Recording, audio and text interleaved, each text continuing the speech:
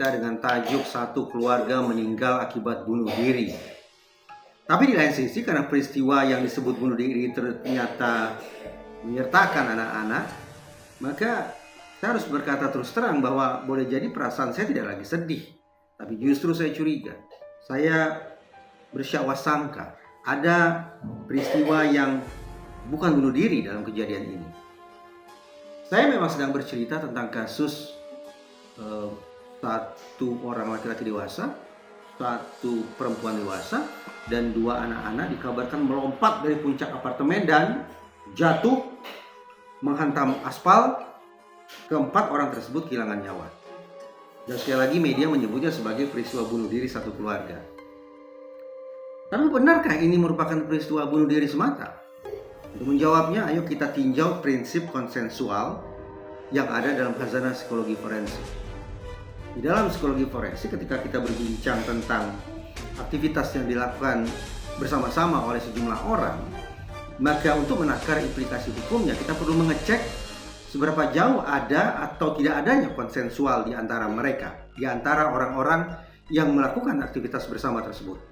Sebagai misal, ketika ada dua orang yang melakukan suatu kegiatan bersama, maka bisa disebut sebagai terpenuhi atau ada prinsip konsensual ketika dua orang tersebut sama-sama mau, sama-sama berkehendak untuk melakukan aktivitas tersebut.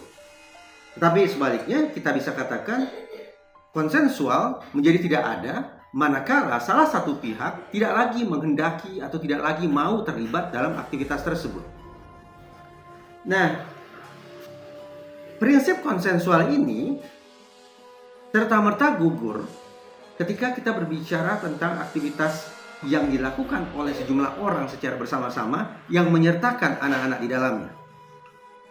Sebagai misal, manakala ada suatu aktivitas seksual yang dilakukan oleh satu orang dewasa dengan satu orang anak-anak, kemudian mereka diamankan oleh polisi.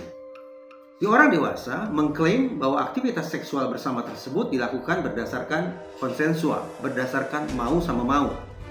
Dia meyakini bahwa anak-anak pun berkehendak untuk melakukan aktivitas terlarang itu.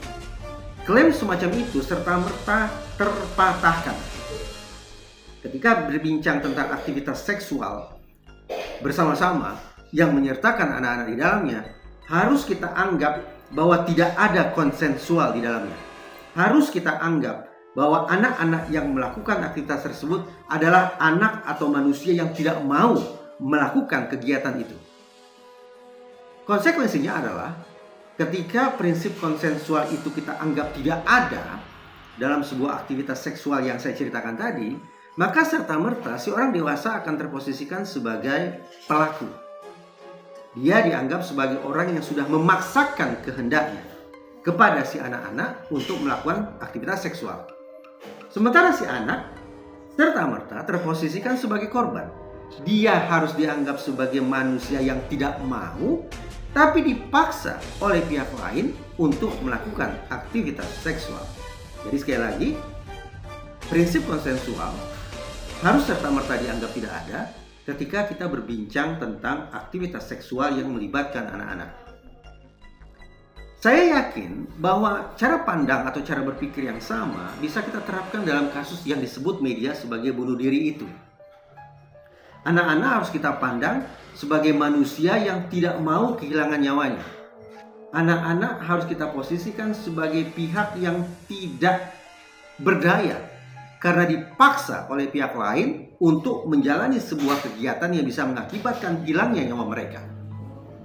Anak-anak harus disikapi sebagai individu yang tidak memberikan persetujuannya bagi aktivitas kehilangan nyawa tersebut. Apapun alasannya, apapun kondisi batin si anak, sekali lagi kita samakan persepsi. Anak-anak harus dipandang sebagai manusia yang tidak mau kehilangan nyawanya. Karena itu, ketika ada sebuah peristiwa yang kita sebutlah untuk sementara sebagai peristiwa bunuh diri, orang dewasa dan anak-anak melompat dari gedung meninggal dunia, tidak tepat disebut sebagai peristiwa bunuh diri semata.